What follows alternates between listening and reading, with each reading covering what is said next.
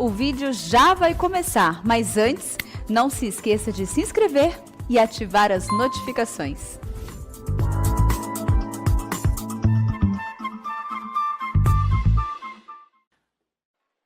Irmãos queridos, nós vamos então abrir a palavra de Deus em 3 textos das Escrituras. O primeiro deles está em 1ª carta de Pedro, capítulo 1. Peço que você abra, por favor. 1ª carta de Pedro, capítulo 1, versos 18 a 21.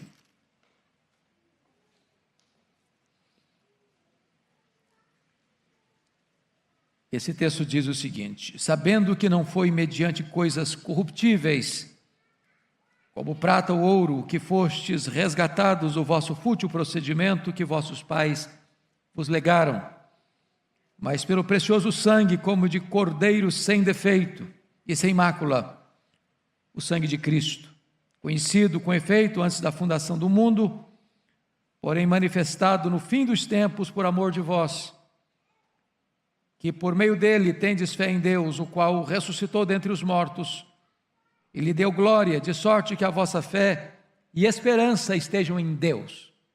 O segundo texto, meus amados, está na 1ª carta de João, capítulo 1, versículo 7. Está escrito o seguinte: se porém andarmos na luz como ele está na luz, mantemos comunhão uns com os outros, e o sangue de Jesus, seu Filho, nos purifica de todo o pecado. E o terceiro texto em Hebreus, capítulo 12. Hebreus, capítulo 12. Versos 22 a 25. Está escrito: mas tendes chegado ao monte Sião, e à cidade do Deus vivo, a Jerusalém celestial, e a incontáveis hostes de anjos, e a universal assembleia, e a igreja dos primogênitos arrolados nos céus, e a Deus o juiz de todos, e aos espíritos dos justos aperfeiçoados, e a Jesus, o mediador da nova aliança, e ao sangue da aspersão que fala coisas superiores ao que fala o próprio Abel. Tende cuidado, não recuseis ao que fala, pois se não escaparam aqueles que recusaram ouvir quem divinamente os advertia sobre a terra, muito menos nós, os que nos desviamos daquele que dos céus nos adverte. Eu quero, à luz desses 3 textos, meus amados, conversar com vocês nesta manhã sobre o poder do sangue de Cristo. O poder do sangue de Cristo. E afirmar já de início que o sangue de Cristo é o tema central da Bíblia.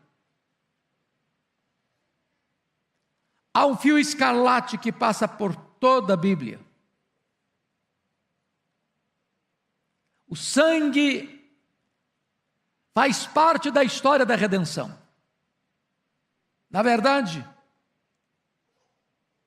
no Velho Testamento, o sangue de Cristo é prefigurado, mas no Novo Testamento o sangue de Cristo é personificado. A Escritura chega a dizer desta maneira: não há remissão de pecados sem derramamento de sangue. Lá no Antigo Testamento, os sacrifícios eram feitos, os cordeiros eram imolados, o sangue era derramado. O sumo sacerdote entrava uma vez por ano no Santo dos Santos para fazer expiação pelos pecados do povo com o sangue do cordeiro. Tudo isso apontava para Cristo e o seu sacrifício na cruz, o seu sangue. Então, à luz desses 3 textos, eu gostaria de falar sobre 3 verdades. Primeiro, o valor. Segundo, a virtude. Terceiro, a voz. Como recurso mnemônico, todos 3 começando com a letra V. Então vamos ver: valor, virtude e voz do sangue de Cristo. Vamos ver o primeiro texto então. Volta comigo lá para a primeira carta de Pedro, capítulo 1, por gentileza, versos 18 a 21. O valor do sangue de Cristo. Pedro destaca aqui 3 coisas. Primeiro, olha comigo os versos 18 e 19, que diz que não foi mediante coisas corruptíveis como prata ou ouro que fostes resgatados do vosso fútil procedimento que vossos pais vos legaram, mas pelo precioso sangue, como de cordeiro imaculado. A primeira coisa é o valor desse sangue. Veja vocês que Pedro vai usar os 2 metais mais preciosos e usados na época e ainda hoje, para aquisição, para compra, para você adquirir bens. E quando Pedro levanta isso, ele diz que Deus, ao comprar você, ao redimir você, ao resgatar você, não usou os metais mais nobres, como prata e ouro, mas Ele comprou você com o sangue do Cordeiro Imaculado, o sangue do Cordeiro sem defeito, o sangue de Jesus, o sangue de Cristo. Ou seja, meus amados irmãos, se nós estamos salvos, não estamos salvos porque tentamos comprar a nossa salvação com dinheiro, com obras, com méritos, com realizações humanas, com o nosso religiosismo, com os nossos rituais sagrados. Nós fomos resgatados, fomos comprados, fomos redimidos pelo sangue de Cristo. O apóstolo Paulo, conversando com os presbíteros de Éfeso, lá no capítulo 20, verso 28 de Atos, diz o seguinte: atendei por vós e por todo o rebanho, sobre o qual o Espírito Santo vos constituiu bispos, para pastoreardes a igreja de Deus, que Ele comprou com o seu próprio sangue, o sangue de Cristo. Então você tem tanto valor para Deus, você é tão precioso para Deus, que quando Ele foi comprar você para Ele usou a moeda mais preciosa do universo, o sangue do seu próprio Filho. Segundo lugar, seu valor é indispensável, porque veja vocês no verso 19 que Ele nos resgatou do nosso fútil procedimento pelo precioso sangue de Cristo. E quando eu olho para a Escritura e vejo que não há remissão de pecados sem derramamento de sangue, e sangue de touros e de bodes e de cordeiros não podem nos resgatar do nosso fútil procedimento, tudo isso que acontecera há séculos e séculos na história da redenção era pedagógico e era profético, e isto apontava para o grande sacrifício, único sacrifício, cabal sacrifício, irrepetível sacrifício realizado na cruz do Calvário. Está representando para nós algo sublime, que Deus, sendo Deus, não encontrou nenhum outro meio de salvar você a não ser pela morte do seu Filho. E é por isso que o Antigo Testamento vai prefigurando isso, desde Gênesis 3:21. Quando Adão e Eva pecaram, tentaram se esconder de Deus, fizeram vestimentas de folhas, e Deus então vai sacrificar um animal e vai vesti-los de pele, e ali está a primeira prefiguração da expiação. Eles não podiam ser vestidos sem que um inocente fosse imolado por eles. E você vai encontrar isso depois em Gênesis 4:4, quando Abel traz a Deus um sacrifício das primícias do rebanho. E então a Bíblia diz que Deus aceitou Abel, e Deus aceitou o culto de Abel, porque o culto de Abel vem nessa mesma linha de que não há remissão de pecado sem derramamento de sangue. E você encontra lá em Gênesis capítulo 12, versículo 13, a instituição da Páscoa. Foi o momento da libertação de Israel, o maior símbolo da Escritura sobre a nossa redenção, quando Deus ordena a Moisés para que naquela noite ele imolasse um cordeiro para cada família e passasse o sangue desse cordeiro no batente das portas, porque naquela noite o anjo de Deus passaria e eliminaria no Egito todos os primogênitos, mas quando o anjo olhasse e visse o sangue no batente das portas, ele passaria por cima e não aplicaria o juízo. Deus não diz: quando eu ver o sofrimento do meu povo. Deus não diz: quando eu ver as virtudes do meu povo. Ou Deus não diz: quando eu ver as obras do meu povo. Ou quando eu ver a religiosidade do meu povo. Não, quando eu ver o sangue. O sangue. Ou você está aí debaixo do sangue, ou não há salvação para você. Ou você está debaixo do sangue e não há remissão de pecados para você. É o sangue que nos redime. É por causa do sangue que o juízo não é aplicado. É por causa do sangue é que ele nos poupa. Agora preste atenção. Não é o cordeiro, nem a morte do cordeiro, nem mesmo o sangue do cordeiro. É o sangue aplicado. Em outras palavras, não basta você saber que Jesus é o Cordeiro de Deus. Não basta você saber que Jesus é o Cordeiro Imaculado. Não basta você saber que Jesus morreu na cruz.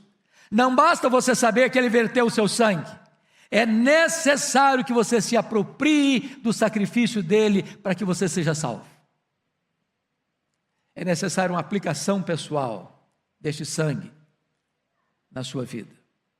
Mas veja vocês ainda, meus amados irmãos, que o valor desse sangue é infinito. Pedro vai nos informar que é pelo precioso sangue como de cordeiro sem defeito e sem mácula, o sangue de Cristo, conhecido antes da fundação do mundo. A Bíblia diz que o cordeiro foi imolado, está lá em Apocalipse 13, 8, antes da fundação do mundo. Sabe o que significa isso? Historicamente não. Historicamente o cordeiro foi imolado lá em Jerusalém, na festa da Páscoa, quando Jesus foi preso, foi julgado, foi condenado, foi pregado naquela cruz. Historicamente.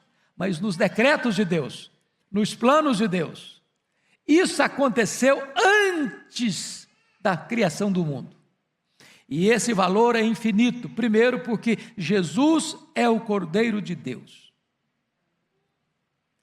Aliás, quando você vai encontrar isso em Isaías 53, que talvez seja o texto mais claro, como a luz da aurora, que vai brilhando mais e mais até ser dia perfeito, nós encontramos ali a figura de Jesus, o Cordeiro de Deus, que voluntariamente se entrega, e que é entregue pelo Pai, Ele sendo santo, Ele sendo puro, Ele não tendo defeito, Ele não tendo pecado, Ele não tendo cometido nenhuma transgressão, porque a Bíblia diz que Ele não conheceu o pecado, nele não havia pecado, não havia culpa nenhuma encontrada em sua boca, mas como cordeiro, Ele é levado para o matadouro, Ele é imolado, e esse sacrifício é patrocinado, não pelos homens maus, mas pelo próprio Pai, pelo próprio Deus, que não poupa o seu filho, que entrega o seu filho, que agrada ao Pai moer o seu filho, que agrada ao Pai despejar sobre o seu filho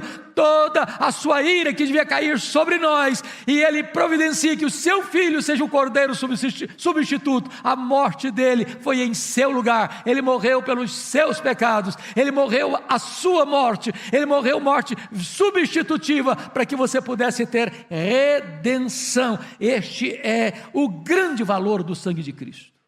Ele morreu a nossa morte para nos dar a vida eterna. Mas, irmãos queridos, esse texto nos fala não apenas o valor do sangue. Nós vamos para o segundo texto, 1 de João 7, porque no segundo texto vai falar da virtude do sangue de Cristo. O sangue de Cristo nos purifica de todo pecado. Então eu quero dizer para você algumas coisas aqui. Primeiro, que há poder no sangue de Cristo para lidar com a escravidão do pecado.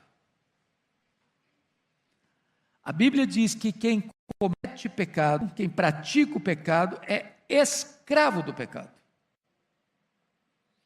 Praticar é algo que você faz habitualmente, rotineiramente, constantemente, habitualmente. O homem é escravo do pecado. O pecado domina sobre ele. Ele é dominado. Ele vive na coleira. Ele vive sob algemas. São os vícios, são as mazelas. É o pecado que domina, é o pecado que reina no coração da pessoa. A pessoa não pode libertar ela mesma. Ela não pode romper essas algemas. Ela não pode se limpar. Ela não pode se perdoar. Ela não pode se transformar. É por isso que toda religião humanista é uma falácia. É por isso que toda tentativa do homem ser a solução da sua própria vida é um engodo. Desta forma, quando você é lavado no sangue de Jesus, você tem redenção nesse sangue. O Senhor quebra o poder do pecado. O Senhor rompe os grilhões do pecado. O Senhor liberta você, quebra suas algemas e você verdadeiramente é livre, porque o sangue de Jesus é suficientemente poderoso para libertar você do poder do pecado. Você não é mais escravo do pecado. Que verdade bendita, irmãos. Você encontra as pessoas fazendo as maiores atrocidades, elas são escravas, elas são dominadas, elas são prisioneiras, elas são cativas. O diabo mantém na casa dele os seus bens. O diabo tem um reino, é o reino das trevas, e as pessoas estão lá, debaixo da potestade de Satanás, até o momento em que você é lavado, é remido no sangue do Cordeiro, e você é liberto.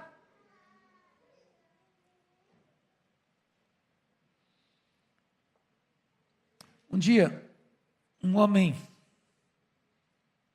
devasso, um homem violento, um homem desonesto, nos dramas da sua vida procura Charles Finney, grande avivalista do século XIX, e disse para ele: tem esperança para mim? Eu sou um assassino. E Finney disse: o sangue de Jesus é poderoso para purificar você desse pecado. Mas tem esperança para mim? Eu sou um adúltero. O sangue de Jesus é suficientemente poderoso para purificar você desse pecado. Mas eu sou um ladrão, vivi a vida toda desonestamente saqueando, espoliando o que é do outro. Ele disse: pois há poder no sangue de Jesus para limpar você desse pecado. Não importa qual pecado, não importa quanto tempo você pratica esse pecado, não importa quão escravo você seja desse pecado, não importa quão sujo esse pecado, não importa quão maligno esse pecado, não importa quanto esse pecado dominou o seu coração, hoje, agora, nesse momento, o sangue de Jesus é poderoso para limpar você desse pecado. Não há limitação no sangue de Jesus, ele é suficientemente poderoso para limpar-nos, para purificar-nos. Mas mais do que isso, o sangue de Jesus não é apenas poderoso para lidar com a escravidão do pecado, mas o sangue de Jesus é também poderoso para lidar com a punição do pecado. Sabe o que a Bíblia diz? Que o salário do pecado é a morte, e que a alma que pecar, essa morrerá. Meus amados irmãos, significa então que se eu estou livre da punição do pecado, e Deus, que é justo, não inocenta o culpado, Deus não pode fazer vistas grossas com o nosso pecado. Deus não pode dar um jeitinho brasileiro e passar pano em cima dos nossos pecados. Deus não pode olhar rasamente, superficialmente, não, passa, tudo bem. Não. Mas a única maneira de Deus nos libertar da penalidade, da condenação dos nossos pecados, foi providenciar um substituto, que não tivesse pecado,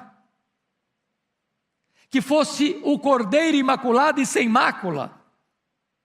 E então Deus envia o seu Filho como nosso substituto, representante, fiador, E ao ir para a cruz, diz a Bíblia, que ele vai carregando sobre o seu corpo no madeiro todos os nossos pecados. Que ele, sendo santo, foi feito pecado por nós. Que ele, sendo bendito, foi feito maldição por nós. E que quando ele estava ali naquela cruz, agradou ao Pai lançar sobre ele a iniquidade de todos nós. A ponto do Pai precisar desampará-lo naquela cruz para amparar você, a ponto do sol brilhando ao meio-dia esconder o rosto dele, porque ali havia treva, não a dele, mas a minha, a sua, que estava sobre ele. E ele sozinho bebe o cálice amargo da ira de Deus que devia cair sobre a sua cabeça, sobre a minha cabeça.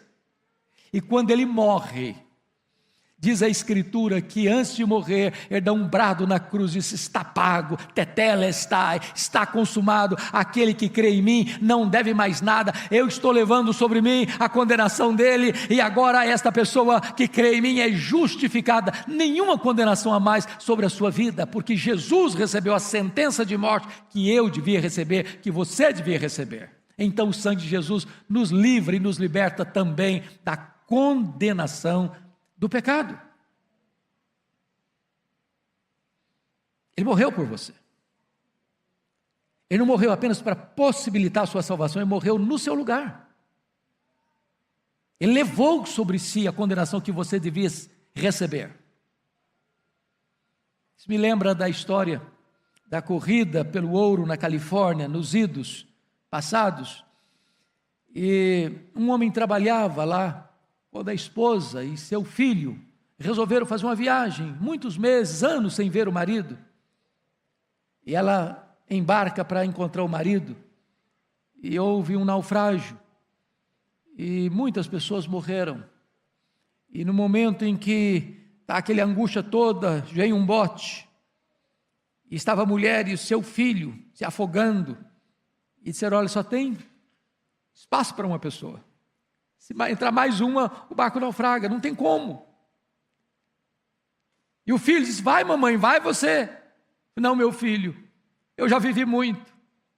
Vá você, você é jovem, você tem toda a vida pela frente. Naquela hora de decisão, a mãe disse assim para o filho: meu filho, se você viver para encontrar o seu pai, só dê um recado para ele: eu morri por você. Eu morri por você.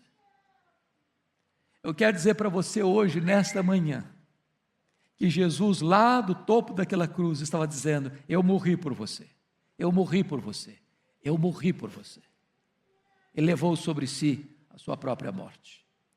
Mas deixa eu lhe dizer em terceiro lugar, que há poder no sangue de Jesus para lidar também com a poluição do pecado.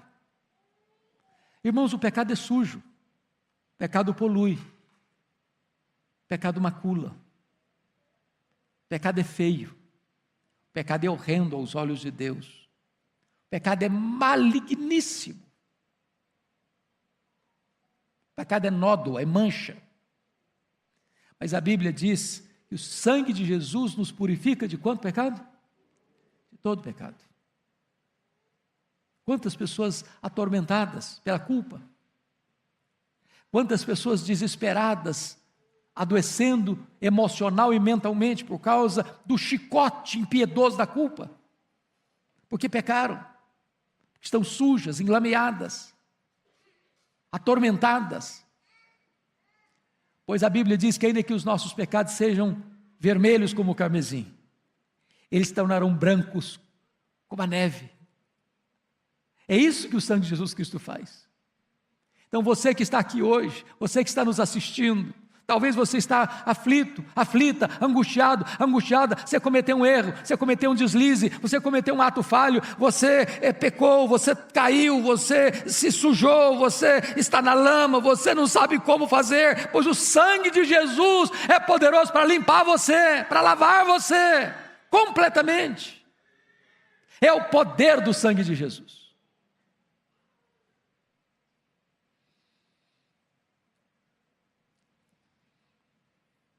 Tem hora que eu fico olhando, as pessoas recolhendo papel sujo, e você vê que é papel todo sujo, e de repente leva aquele papel ou papelão para uma fábrica de fazer papel e de repente aquela sujeira toda se transforma no papel mais bonito, mais agradável aos olhos.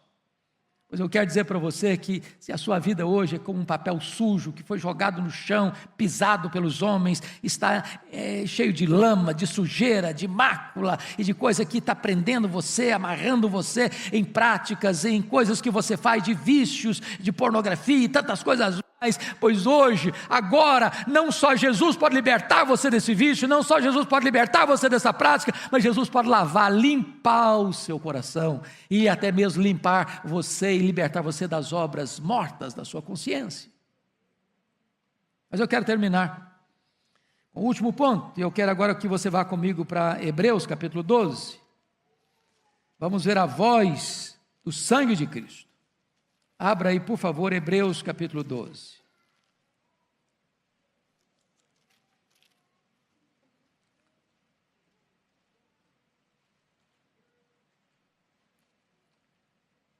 Versículo 24, e a Jesus, o mediador da nova aliança, e ao sangue da aspersão que fala coisas superiores ao que fala o próprio Abel. Por que a menção de Abel aqui? Por que relatar aqui a voz do sangue de Cristo, colocando junto o sangue, a voz do sangue de Abel? Quando Abel foi assassinado pelo seu irmão Caim, e Deus chega para Caim, pergunta: onde está o teu irmão? E Caim, tentando evadir-se da culpa do seu pecado de assassinato, perguntou: porventura eu sou o guardador do meu irmão? E o Senhor respondeu desde os céus: o sangue de Caim clama aos céus. A voz do sangue de Abel era a voz da vingança, clamava vingança. Mas a voz do sangue de Jesus grita por perdão para você e para mim. Ele estava vertendo o seu sangue na cruz, ele diz: Pai, perdoa-lhes, porque não sabe o que fazem. Ele estava no topo daquela cruz, ele diz: Pai, está consumado. Em outras palavras, eu estou vertendo meu sangue aqui, para que aqueles que creem em mim sejam completamente perdoados e redimidos. Então, a primeira coisa, amados, é que a voz do perdão. Talvez você hoje entrou aqui, ou você que está nos assistindo, ainda carrega pesos na sua consciência, por aquilo que você fez. Talvez lá no passado distante, ou quem sabe num passado recente. Você não tem paz, você tem pesadelos, perturbação. O diabo joga na sua cara todo dia esse erro, essa transgressão. E talvez você se lembre oportunamente do que o diabo fez com Martinho Lutero, quando apareceu para ele com a lista de pecados horrendos que ele havia praticado. E Lutero lidava demais com esses dramas de consciência, antes da sua salvação, antes da sua conversão, no confessionário, todo dia no confessionário. E o diabo aparece para ele: olha, é isso, é aquilo outro que você fez. Isso em sonho. E Lutero, então, mesmo no sonho, disse: é verdade, diabo, é verdade, Satanás, eu fiz isso tudo mesmo. Essa lista é verdadeira. Só tem um detalhe que não está aí: é que o sangue de Jesus me purifica de todo o pecado. É que a voz do sangue de Jesus bradou para o meu perdão. Então eu quero, em nome de Jesus hoje, que você se aproprie desta voz do perdão, do sangue do Cordeiro para a sua vida. Saia daqui perdoado, leve, sem fardo, com a sua consciência livre, com seus pecados perdoados e com seu nome garantido no livro da vida. Mas em segundo lugar, a voz do sangue é a voz da paz. Está lá em Colossenses 1:20. Tendo feito a paz através do sangue da sua cruz. Primeiramente, é pelo sangue que você é reconciliado com Deus. E então é pelo sangue que você tem paz com Deus. E é por causa do sangue que você tem a paz de Deus. Talvez você tenha vivido até hoje com o seu coração apertado. Pois hoje, eu gostaria que você apropriasse-se pela fé desta mensagem e saísse daqui em paz. Paz com Deus, em paz com você mesmo, em paz com o seu próximo. Porque a voz do sangue de Jesus é a voz da paz, da reconciliação. Mas finalmente, a voz do sangue é a voz não só do perdão, não só da paz, mas é a voz do poder.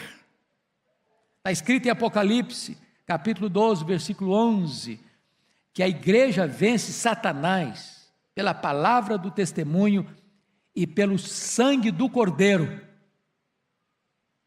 Em outras palavras, meus irmãos,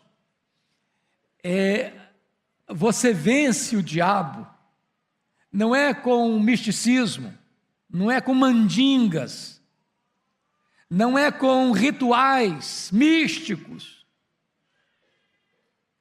Você vence Satanás pelo sangue do Cordeiro, é quando você compreende o que foi a cruz, é pelo sacrifício de Cristo, é você entender que Ele derramou o seu sangue para libertar você, para comprar você, para libertar você, para purificar você, para apresentar você a Deus imaculado.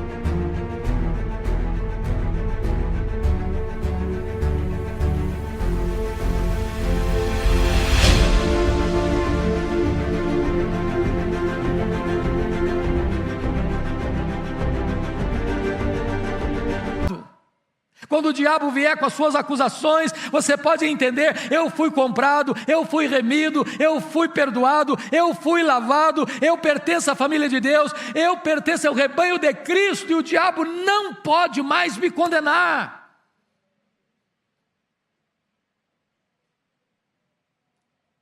Oh, amados irmãos,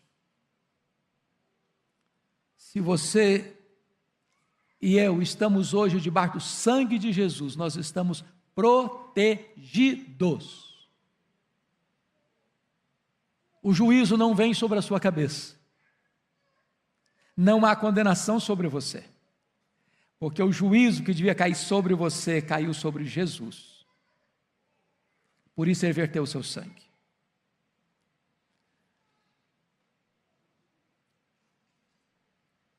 Talvez hoje nós pudéssemos